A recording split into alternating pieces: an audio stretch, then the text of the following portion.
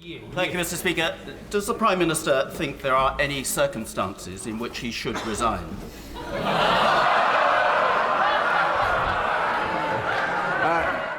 Anyone quitting now, after defending all that, hasn't got a shred of integrity.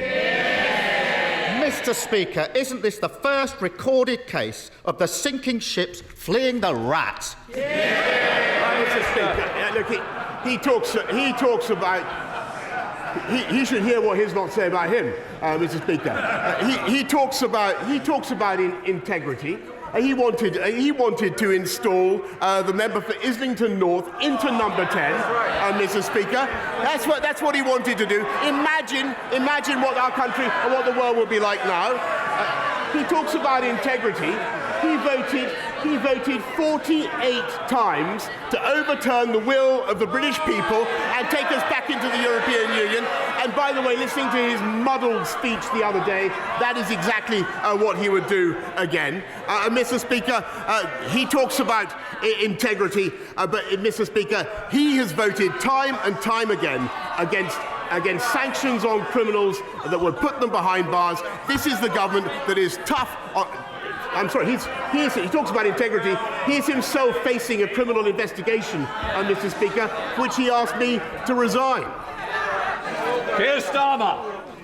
What a pathetic spectacle. The dying act of his political career is to parrot that nonsense.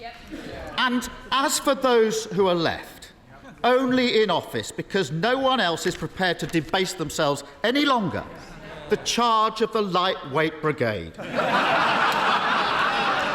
Thank you, Mr. Speaker.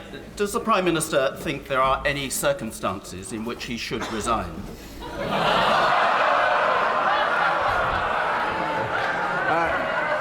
I think, Mr. Speaker, clearly, if there were circumstances in which I felt it was impossible for the government to go on and discharge the mandate that we've been given, or if I felt, for instance, that we were being frustrated in our desire to support the Ukrainian people, or over some major point, then I would.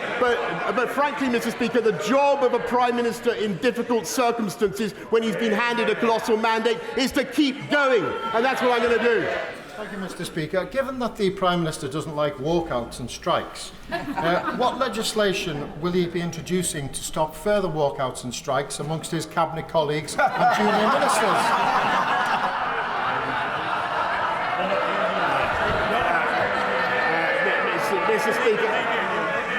Mr. Speaker, I think that the whole House will have observed the brilliant performance on the radio this morning by the new Chancellor of the Exchequer.